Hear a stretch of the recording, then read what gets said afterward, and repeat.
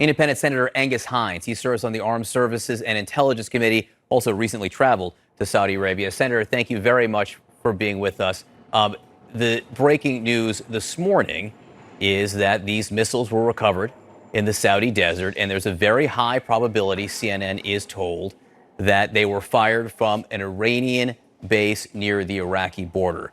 Have you heard this information? Can you confirm those details? I can't confirm things that I've seen in a classified briefing, but I think what you're hearing appears to be the truth.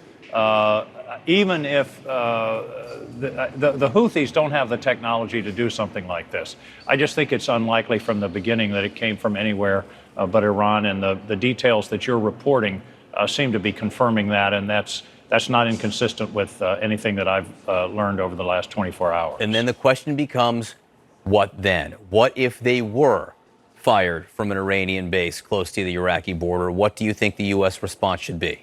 Well, I've given that a lot of thought, John, over the last few hours, as you can imagine. The first thing, I think it's important to have a little historical context.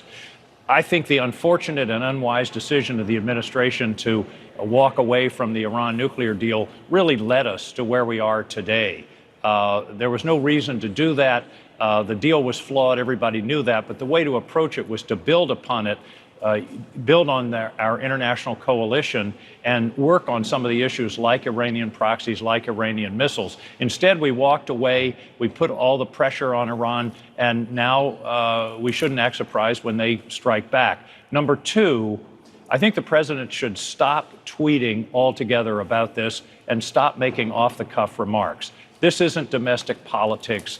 This is war and peace, and he's already sent confusing signals. 2 weeks ago, he said in off-the-cuff remarks twice on the record, let's have discussions with no preconditions. Two of his cabinet members confirmed that last week, and then over the weekend he said, I never said that, it's fake news. Your reporter in Tehran this morning reported specifically that the Iranians don't know what the U.S. position is, and they cited that in particular. So I think that's a real problem.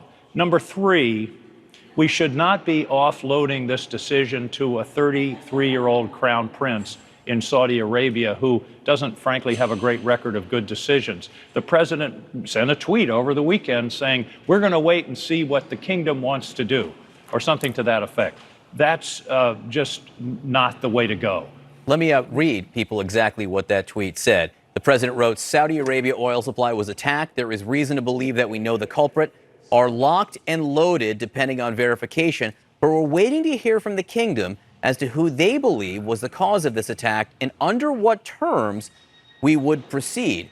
There are some people, and you seem to be one of them based on your previous comments, that believe that was overly deferential to the Saudis, overly deferential to the Crown Prince Mohammed bin Salman, basically awaiting orders. Is that what you're saying? Well, that's what it sounds like. I mean, he's outsourcing the decision, at least in that tweet. And of course, that's one of the problems with tweeting in an area this serious is there's opportunity for misunderstanding. This is a case where all the discussion should be very, very, very careful. Number four, I think, John, let's take a deep breath.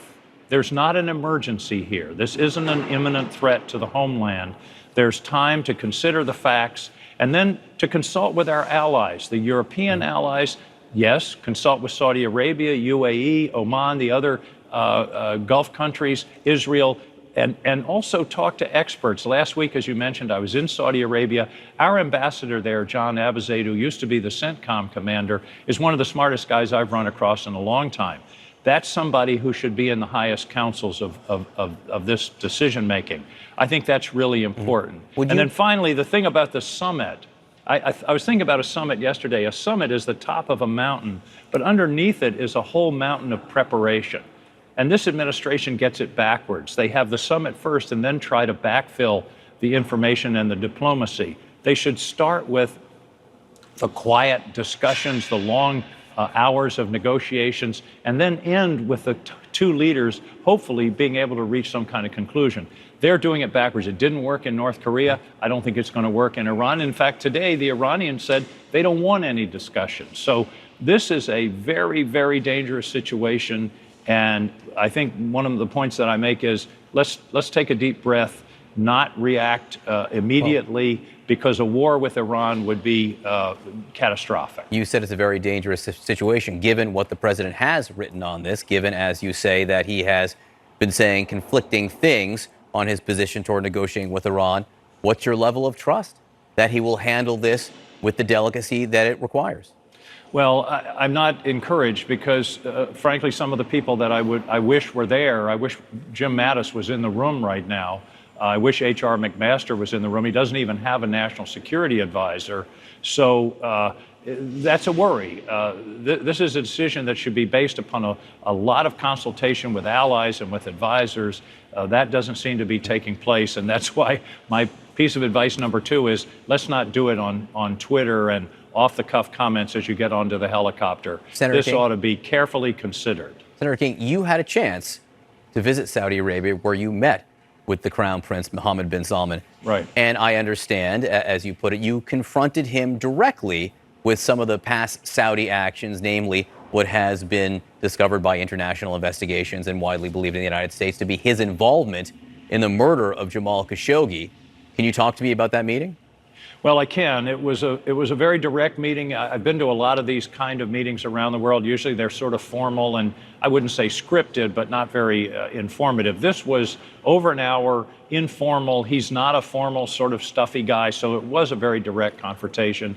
I spoke to him. I said, "Did you order the killing of Khashoggi?" He said, "No." I'm not sure whether I believe him. My problem is the same as the intelligence community's.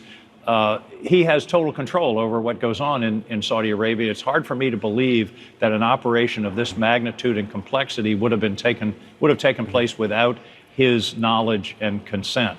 But again, this is a young guy. He's just taken power over the last 2 or 3 years.